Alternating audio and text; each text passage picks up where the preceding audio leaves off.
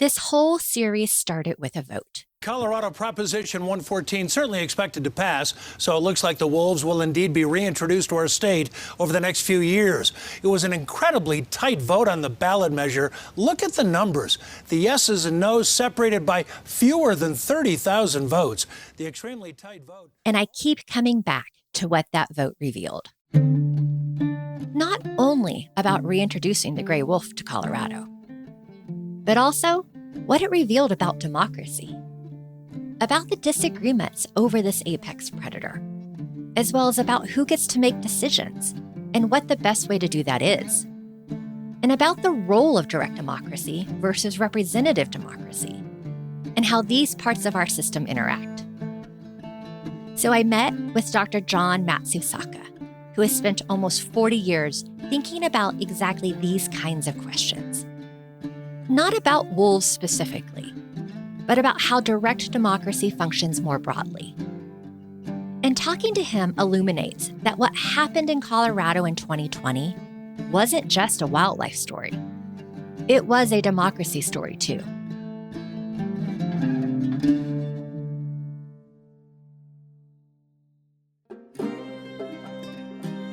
This is a bonus episode of Gray Territory, the return of wolves to Colorado. I'm your host, Kristen Eulenbrock. Wolf came down from the northern mountain, fell from those while they were dear. Generations have passed since the first lone settler. Long have we lost and forgotten the fear.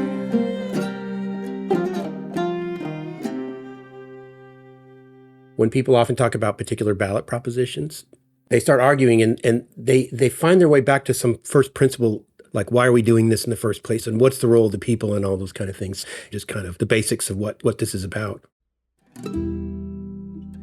My name is John Matsusaka. I'm a professor of business and law at the University of Southern California, and I'm also director of the Initiative and Referendum Institute, which is a nonprofit, nonpartisan educational organization that tries to provide information to journalists, policymakers, the public, anybody who wants to try to understand ballot propositions and try to navigate through them. Beyond John's own research and teaching, he's consulted for the White House Council of Economic Advisors, been interviewed by most major news outlets, and written 2 books, including his latest, Let the People Rule: How Direct Democracy Can Meet the Populist Challenge. What attracted me to this field was way back when I was a graduate student. I remember one day I was just in the stacks of the library back when people went into stacks, and then I pulled this book off the shelf, which was a research report from the state of New York, and it was all about how the people should never vote on anything because it was going to mess up democracy. I grew up in Washington. We voted on things all the time. I think people assumed that if there was something they didn't like, they could call vote on it. And it was quite shocking to me that there was this other view that I hadn't been aware of. And so that got me thinking, like, what is that? And that kind of curiosity about why you would do this and when led on to, years and years of research. So what exactly is direct democracy? It sounds straightforward. The people vote directly on an issue. But the machinery behind it and the philosophy underneath it is more complicated than that. There's 2 ways to do democracy. One is that the people pick a bunch of other people to go make decisions for them. So they elect representatives. Okay, that's called representative democracy. So we need a law, we elect some people, they go make it for us. The other way you can do democracy is the people make the laws directly themselves. So they vote on whether or not to reintroduce wolves. Direct democracy is the one where you cut out the middleman in some sense, and the people vote on the laws directly. Now, within that category, direct democracy, there's all different things. There's initiatives and referendums and all kinds of different things. But the basic idea is always the same. It's the people are voting directly without intermediation of an elected official. The default for democracy is that we elect other people to go do the laws. That's kind of the starting point for most modern democracies. And it makes perfect sense because ordinary people don't want to be legislators. They want to do their job and have somebody else do their job. And yet, there are some valid reasons why people might want something beyond a solely representative democracy. The first reason you might want to do direct democracy is because the elected officials might not be paying enough attention to the interests of the people. And this is really what brought about things like the initiative and referendum in the early 20th century, because there was a very strong belief that legislators had been captured by powerful interest groups, corporations, and so forth, and they were not listening to the people. And the feeling was that when that happens, it's healthy in a democracy to have a safety valve where the people can go around them in some kind of way. Aspects of direct democracy have existed in some form since the 1600s in the United States. As John mentioned, there are typically two processes: initiatives and referendums. There are many layers to these, but most simply, when it relates to citizen-led processes, initiatives are measures that bypass the legislature, and referenda are measures that would veto something the legislature passes. In 1898, South Dakota became the first state to adopt an initiative process. Since then, 25 additional states, D.C., and the U.S. Virgin Islands have adopted forms of direct democracy. The other reason, which is a more fundamental reason, which really gets down to the core of democracy, which is that democracy is supposed to be a system of self-government, ultimately. We moved away from kings, and we moved away from the world where we said, the king or a bunch of aristocrats know what's best for us. And we decided we're going to adopt a system where we have faith and the people to know what's best for themselves. And they're not something that you can turn over to a small number of elected officials or a small number of, let's say, technocrats or specialists. They come down to values issues. What kind of world do we want to live in? What kind of community do we want to have around us? And what we've decided when we started democracy in the first place is that ultimately the people get to make those decisions. And so there's times when, sure, the elected officials could make the decision for us, but it probably makes more sense to push that decision back to the people and let them figure out what they want their community to look like. Issues that call for a policy response can be values-based, technically complex, or more often, a murky combination of both. For example, I saw the arguments for and against wolf reintroduction toggle between these two frames. So there's no clear line between what's a value issue and what's a technical issue. I've seen ballot propositions that get into very technical details about reporting requirements for insurance companies on detailed aspects of policies and things like that. Not even consumer-friendly things, but just kind of technical things where you'd have to be an expert on risk and insurance to even understand it. That doesn't seem like that's a useful thing for the people to do. Sometimes some decisions come down to really core values of the people. And some of those issues are not something where it really requires an expert. And I would put things like abortion rights or capital punishment, legalization of drugs, and so forth. These are things which are not really technical issues. You don't need an expert, but they really come down to a community's values. The ideal ballot measure, in my mind, would focus attention more on the value dimensions of an issue and less on the technical dimensions of the issue. So I was thinking before this about reintroduction of wolves, which, obviously is a Colorado thing from 2020, but it seems to me there's a value-based thing. How do we want to manage our wilderness? Do we want to have these animals there or not? But then there's a bunch of technical dimensions of that. Suppose you decide you do want to do it. So I don't know anything about wolf biology, but I was just doing this exercise in my head. But I could imagine there's things like, suppose you're going to release some wolves. Where do you do it? Like, do you do it on a mountain or a valley? Do you do it in the spring or the summer? Do you release them in singletons or in groups of 10, right? Those are very technical, detailed issues. That kind of detail shouldn't be written into a proposition because that should be left to the experts. And it's worth sitting with that distinction for a moment. The difference of what might be part of a ballot initiative for voters to vote on, and what details require a level of research or examination before implementation. Even whether a decision belongs in the hands of voters or stays with agencies is itself a value-based question, which is partly why the vote on wolf reintroduction keeps generating so much heat. A public way this is played out is the phrase ballot box biology. You heard this phrase throughout the series. It's the argument that wildlife decisions should be made by trained scientists or technocrats. John draws a careful line. I understand ballot box biology to be the idea that there are technical experts in wildlife management that sort of have knowledge about how to do this. And then apparently it's taken beyond that to say, therefore, they should make the decisions. And so I think the first part is actually right. You want to use experts to inform policy.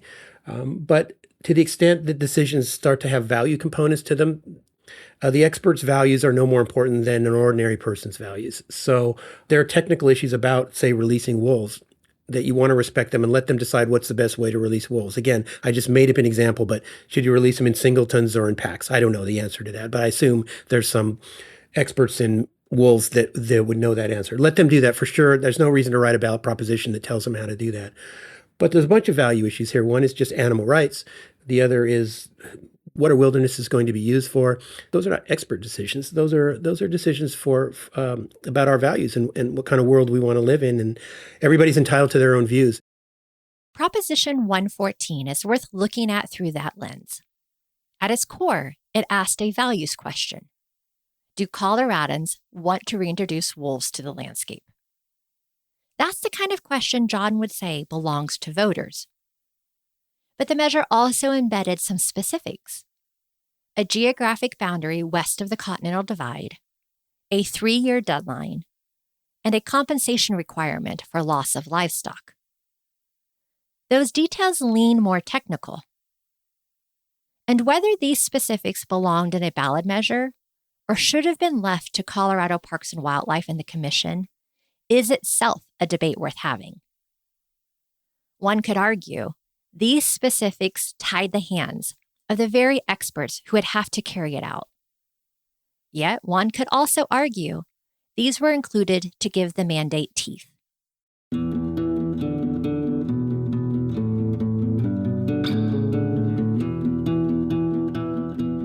Throughout our reporting, one thread kept surfacing among wolf advocates: the sense that they had spent years working within the system, attending meetings, submitting comments, engaging agencies, only to feel like their values were not taken into account. It's part of why they went to the ballot. John talks about the dynamic more broadly, where people find ways to have their perspectives heard when they feel the current decision makers are not representing their interests. Well, what's really interesting is that one of the original purposes of the initiative was to provide a safety valve for decisions that were made by elected officials. But nowadays, a lot of decisions are not made by elected officials, but they're made by, let's call them technocrats. Some people view it as a pejorative term. I don't mean it in that way. I just mean it as a bureaucrat with technical expertise. But a lot of decisions are not made by elected officials, but are made by technocrats. So that wasn't the original purpose of the initiative, but it applies perfectly well. As the locus of government has turned to those sort of folks, I would argue that it's healthy in democracy for people to have the opportunity to go in and correct those people if those people seem to be not doing their job. And I think everybody's realized, experts have come under a lot of criticism across the spectrum, especially I think COVID brought into the public eye that, it's not a surprise, but, experts have political preferences too, just like everybody else. And they try their best, I believe, to make decisions based on the facts, but they're humans, and humans sometimes, even at their best efforts, sometimes, it doesn't work. Sometimes their efforts slip into their decisions. And so it's I think the idea of initiatives is to say, hey, sometimes if the voters think they're going too far, they're not just sticking to their expertise. They have the right to correct them. Hopefully they'll use that sparingly. In a democracy, you don't want to put all your confidence in just one thing, like elections every 4 years, right? Because that's one thing and it can fail you. You want to have a bunch of different checks and balances all around the system to try to keep it working. So that's why I think it's useful to have a safety valve. It's kind of a new frontier because that wasn't the way it was originally thought to deal with technocrats, but it makes perfect sense as they've become increasingly important and in my opinion, correctly so. It's a complicated world. We need technocrats involved in decisions. The balance of who should be making decisions and through what mechanism creates a system that is, by design, complicated. And it raises another question that can make people uncomfortable. Do voters fully understand what they're voting on? And can they be influenced? It's easy for those questions to slide into elitism, but they're also genuinely important questions for anyone who cares about whether direct democracy functions as intended. Certainly one of the big concerns with doing this is whether voters are up to the task. Are they competent to do this? Voters express a lot of concern about, in some sense, about other voters. They're not sure their fellow citizens are able to do this, but they're very confident that they themselves can do it. There are problems with manipulation of ballot language. There are problems with one-sided campaign spending sometimes. Deceptive advertising can be an issue. So to make this work, to make ballot propositions work, the voters must be informed. If they don't understand what's going on with the issue, it's a recipe for disaster. So you can't just say, I want to do democracy and then walk away from it. And you have to figure out what's the infrastructure by which we're going to do it. So, there's some very good practices that some states follow. California, for example, has one nice practice where there's a nonpartisan, fairly neutral body, the Office of the Legislative Analyst, that writes about a page-long summary of every issue, which is very neutral, amazingly so. In Colorado, we have a similar structure. It's our Legislative Council staff, the Nonpartisan Research Office for the General Assembly. And they publish what's called a blue book that we all get in the mail. Voters are also exposed to other materials, like ads, signs, emails, postcards, that come from advocacy groups. You can't really regulate campaign spending under current law in this country. It's interpreted as a violation of free speech. So groups are allowed to make their arguments. I think that's perfectly fine. I think that voters are smart enough to know that somebody advertising is trying to persuade them and may or may not be telling them the truth. So I think voters are sophisticated in that sense. What can be a problem is if it's one-sided. So if only one side has any money to run the campaign, then voters only hear one view, and that can cause problems.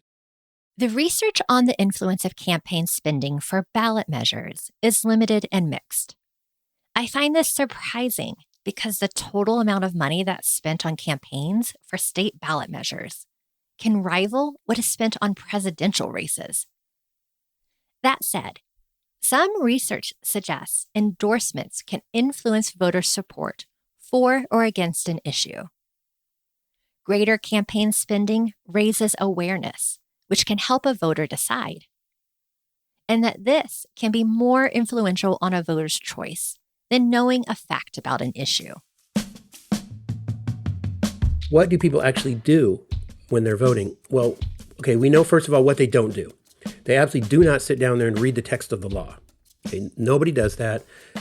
It would be really hard for them to even understand it because it's written in legalese. It's section 1, 3BCI4, right? And it's just definitions and stuff. So voters don't read that. So what do? Well, if the states provide some sort of summaries, then they will use that. Or if media outlets will provide some kind of summary, they'll look at that. But they also rely a tremendous amount on endorsements or what we call information cues. And so essentially it works like this. Let's suppose I'm a strong animal rights advocate. Let's suppose. And there's a ballot proposition which is called the Help Animals Initiative. Okay. So now I'm a voter and I have to decide what to do. And I don't know if this is really going to help animals or if it's some sneaky thing where some group is going to actually hurt animals, but they're titling it in some way to try to deceive me. So I don't know that. So how do I figure this out? Well, one thing is I could go read the law and try to figure it out, but most people know that's not going to help them. What they typically do is they find some group that they trust. Let's suppose it's a trusted animal rights group who they know has the capability to actually read the law and puts out an endorsement. And they go look at what this group says. And if the group says, no, vote no, this is actually a stealth measure, you're not going to like it, then they follow that endorsement. So what we've learned is that voters are very good at finding some information provider. It can be an interest group, it can be a politician, it can be a media outlet, it could be somebody in their social circle who follows things and knows in detail. And they're able to learn from that person whether this reflects their interests or not. They're generally unable to tell you probably the details of the thing they're voting on, but that's kind of okay because they're able to learn whether it's in their interest or not. And there is one important lesson from all of that is that to make this work well, we have to make sure that we provide a rich environment of endorsements and cues so that voters can find something. For big states, that's pretty good because there's a lot of groups and people out there chattering, so it's easy to find out. It's a little more challenging in small states where there might not be enough groups, so citizens might find it very difficult to find out information. But Colorado, I would think, would be very good, especially on an issue like this.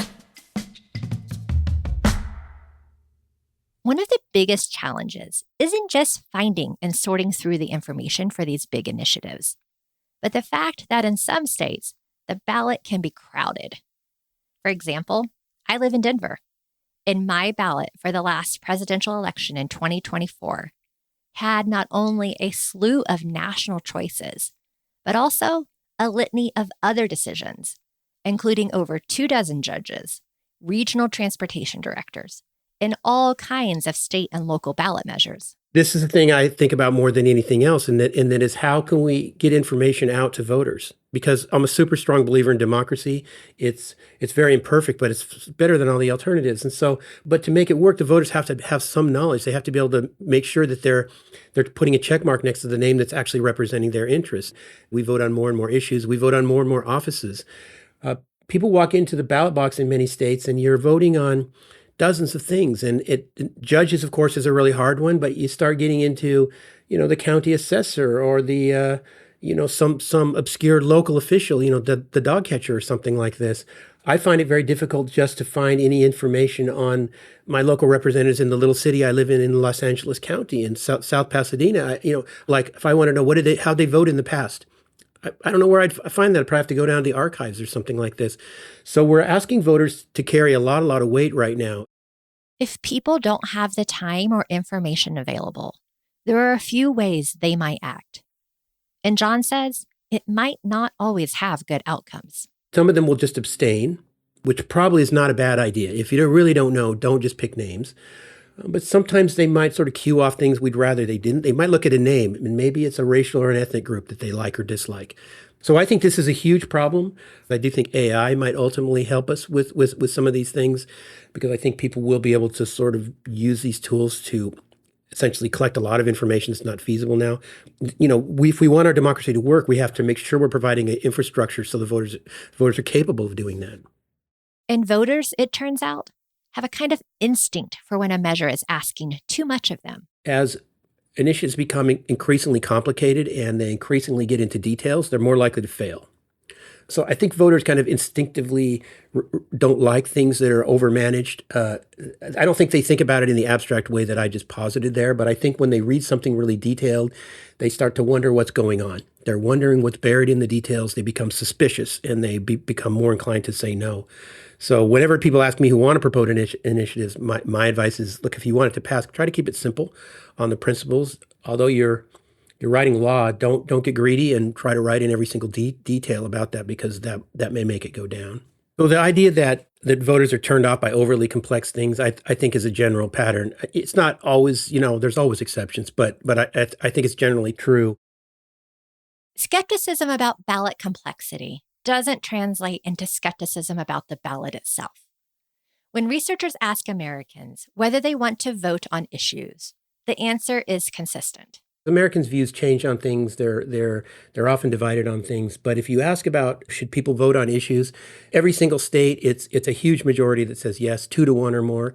If you ask people should we vote on national issues, it's 2-1 as well. This is something that is a rare, actually bipartisan issue where majorities of both parties, and it cuts across genders, it cuts across racial, ethnic groups and everything. There's tremendous popular support for the idea of voting on issues. For John, the goal isn't a perfect system or process. It's supporting the conditions that enable more people to be heard. I believe a lot in pluralism, in the sense that I believe if people hear all the different voices, then they're more likely to make a right decision.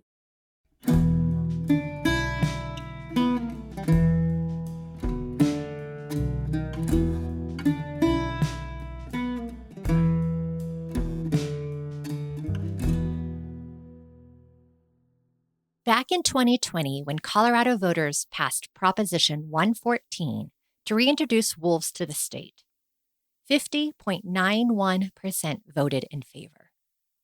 It was the narrowest margin of any measure on that ballot. John has thought carefully about what it means to govern from a margin that thin. It's very hard to do democracy in a situation where you're super polarized, where it looks like in that initiative, it's basically 50-50. You have turnout, a little more turnout by one side would have gone the other way. So it's very problematic because doing policies on such slender majorities like that leads to instability in your political system. Thomas Jefferson had a saying, you really shouldn't base major policy changes on slender majorities.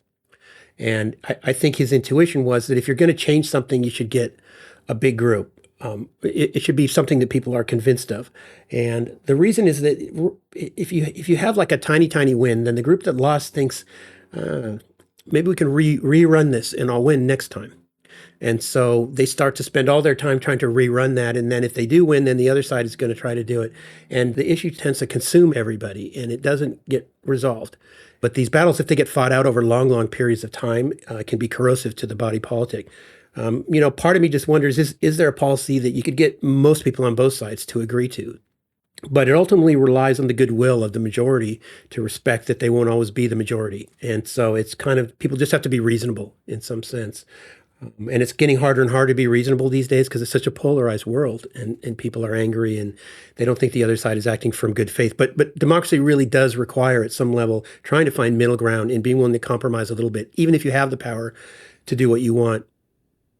In the 5 years since Proposition 114 passed, Colorado has seen litigation, legislative hearings, and ongoing disputes about the implementation, which is why John's thinking about ongoing reforms matters. We should never, and this goes not just for direct democracy, for our representative democracy, we should never say, hey, it's perfect. It's always flawed.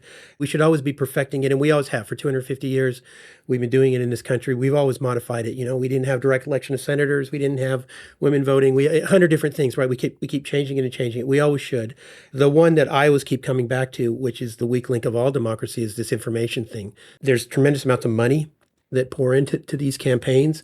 People are not foolish, and they're not going to just slavishly vote against their interest because they see 100 commercials. They're not that foolish. But again, one-sided things on complex issues, which they don't have already immediate answers, can be a problem. One of the issues that concerns him is the cost of even getting a measure on the ballot in the first place. It's pretty expensive to get a measure on the ballot right now in most states. You have to get paid petition signature collectors. For those who aren't familiar with this, you have to hit a target number of signatures.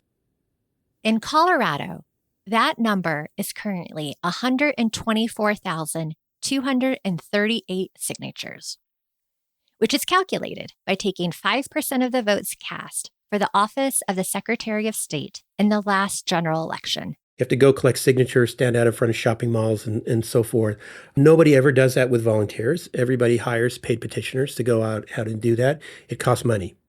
And as legislators make it more and more difficult to collect signatures, it costs more and more money. And so one thing I'm a little bit concerned about is that we don't want to get in a situation where only rich people and rich organizations can put proposals on the ballot.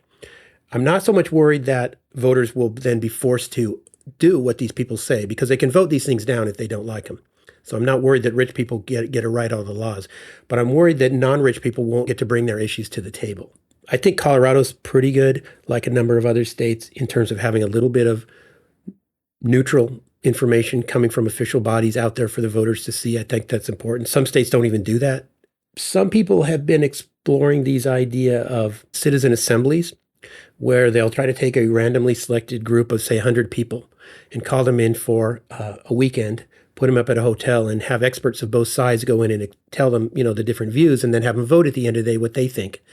And then they publicize this information so that voters can see what a randomly selected group of their peers who heard both sides thought.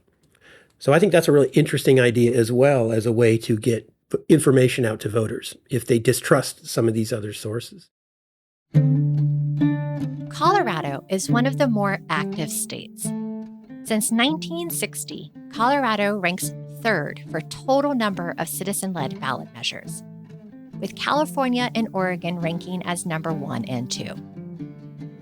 But zooming out, the United States is unique when it comes to direct voting on national issues, compared to other democratic countries. Basically, all other countries in the world do, except for us. And they point out correctly that we pride ourselves in being the pioneer of democracy, which we are, but we actually have one of the more limited forums in the world now in terms of this, because we don't let people vote on national issues. Now, if you want to let voters actually vote on laws nationally, that is way super hard, because you have to amend the Constitution. So I don't really think that's at all practical to think of as a goal at this point. But what is practical is to have advisory votes. So you could ask people, do you think you should provide a path to citizenship for, dreamers or something like that? Or do you think you should build a border wall? Or, you could ask people advisory questions. Okay. It's not binding. It doesn't make law. The Congress is free to ignore it, but at least the people get a vote. And one presumes, or I presume, that if there was an issue and 65% said we want you to go X, I think they're going to actually pay some attention. I suspect there was proposals that were often introduced in Congress in the 80s. Somebody would set up a commission, and what the commission would do would find every 5 years or every 2 years 3 questions that would go for a vote of the American people. And I think that would be a really healthy thing to do, because I think for sure we know unambiguously Americans would like to vote on issues. And I'm a big believer in innovation, experimentation. There's really no downside to doing that. If it doesn't work, if we decide, that's not a good idea, we can stop doing it. And it's just a matter of the Congress deciding they want to consult with the American people. But it seems pretty clear that neither party wants to do that. The way it's more likely to happen, I suspect, and this is the way that initiatives came around to the states, is that a governor came in and said, I really want to do this, and put some muscle behind it. So I can imagine one day one president might say, hey, I want to call a vote on this, and somehow get Congress to go along with that. I'm pretty sure we'll do it at some point, simply because 65% of Americans say they want it, and pretty much all other democracies do it. Democracy has been expanding over time, not contracting.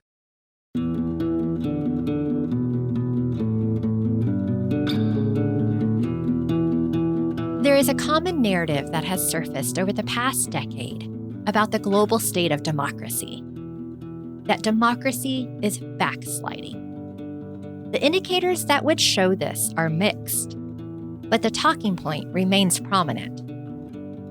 John was curious about this idea as it relates to states within the U.S.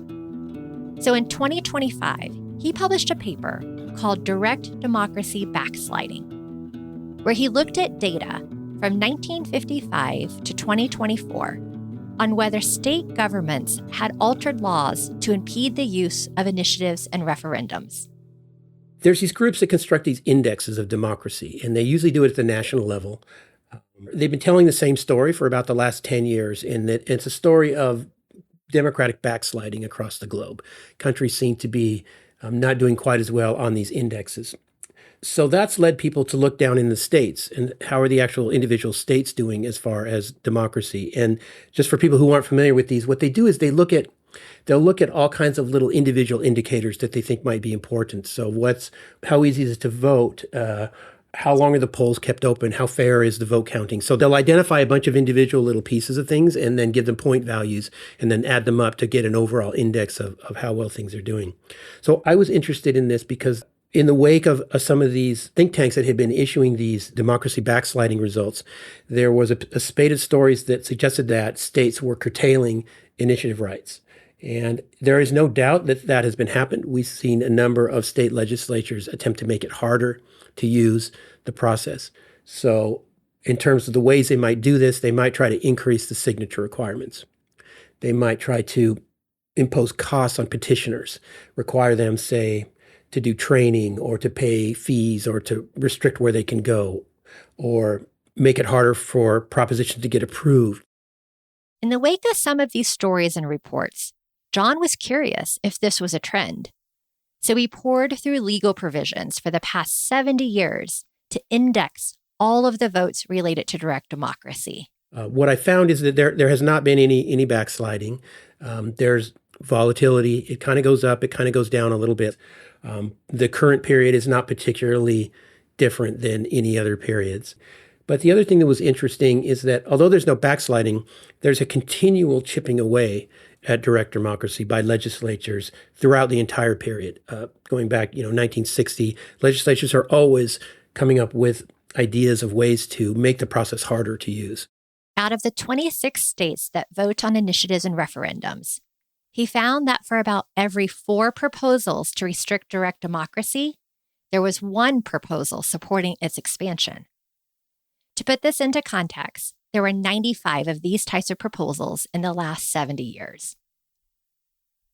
And while all democratic systems have guardrails, the question John keeps returning to is whether those guardrails are principled or whether they're about something else.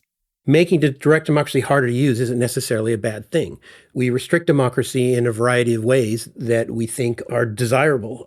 We don't let children vote. That's a restriction on democracy, but we think that it makes sense, right? So just the fact that they're restricting it doesn't necessarily mean it's bad. I was really just trying to capture whether they are restricting it systematically. My own view, having seen a lot of these anecdotes, looked at a lot of these cases, is that the arguments that are often given for restricting it are very implausible. In many cases, they claim to be solving a problem which isn't a problem. There's often restrictions on petitioners that are offered in the name of protecting voters from fraud. I've never seen one compelling study that shows there's a worrisome amount of fraud. Now, we know that when people go collect signatures, people write in fake names. They write Mickey Mouse. We know that happens. But that happens for candidate petitions as well. You can verify signatures. You can do. It's not really clear. Nobody's shown that this has really had any harm on the democratic process. So we often see things that get mentioned as reasons for restrictions that I don't think most people who looked at it would be convinced that that's good. One instance that played out quite publicly was in Ohio in 2023. After the Supreme Court passed the Dobbs decision, which returned abortion regulation to the states, the Ohio legislature passed a bill banning most abortions.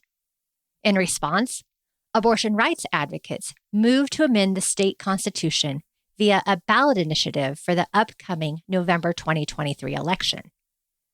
Then, in a move explicitly aimed at making it harder for the pending abortion rights initiative to pass, the legislature put a measure on the spring ballot to raise the threshold for approving an initiative from 50% to 60% of the vote, plus increasing signature requirements. Ohio voters rejected the measure by 57%.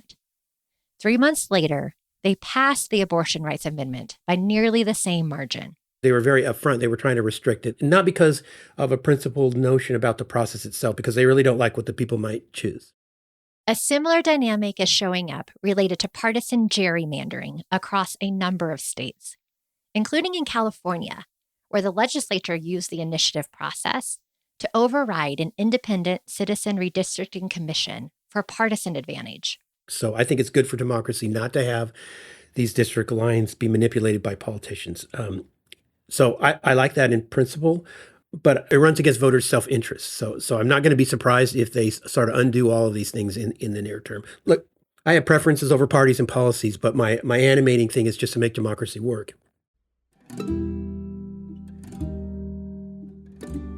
It's a false dichotomy to think of direct democracy either as dangerous or as always good.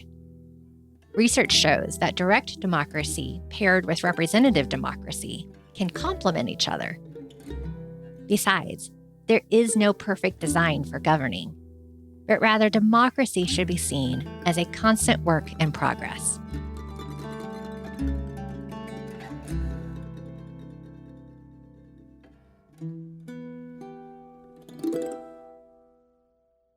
As of this recording, the wolf conversation is still running wild throughout many places across Colorado.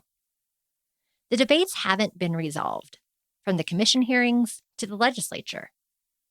But that's not necessarily a bad thing, because we live in a democracy, and debate about values and what's working and what's not is what we should be doing. It shows that people are engaged. Plus, what I also hear are conversations between neighbors across divides that sound productive and supportive, focusing on solutions and shared values. So I asked John what he makes of everything that's going on nationally right now, and where he finds hope. Our democracy in this country is under a lot of stress now. Everybody knows that. There's a lot of unease about where things are going. And obviously, it's not just the political side. Technology is changing, the international relations changing. Everything's kind of moving right now. So I think it's good that people start talking about these things. But it's also good because I think this is one of the things that works and that everybody agrees upon. There's bipartisan agreement that sort of voting on issues is a good thing. So I think it's good to bring it to people's attention that I don't think we're going to magically solve the polarization problem or the things that are going there. You don't really wave a magic wand and solve it. You solve it by moving forward on a bunch of small things. And I think that it's great that Colorado does this. I think it's a way it lets people participate in their own government. I think having people think about this, think through the pros and cons about this, how we can do this right, I think is a great thing. And I think in some small way contributes to making our democracy better. And as Americans, we're very proud of our democracy, but it doesn't sustain and run itself on its own. Every generation has to commit to the principles, understand why they're doing it, and sort of think about how can we even make it better. And everybody kind of tweaks it. So I think these sort of talks, these sort of discussions, asking these hard questions about it, I think are the way that we sort of further entrench our commitment to this thing, which I think has worked, very well for us for 250 years.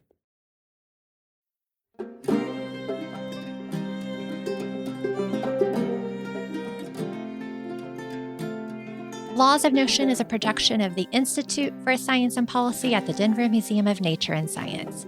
To learn more, visit lawsofnotion.org. I'm your host, Kristen Uhlenbrock. This episode was produced by me, Trisha Waddell, and Jordan Marks. Sound design by Seth Samuel.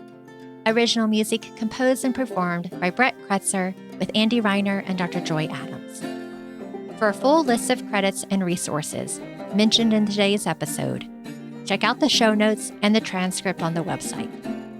I hope you enjoyed listening to the series. Please rate, review, and share this podcast with others. Until next time, take care.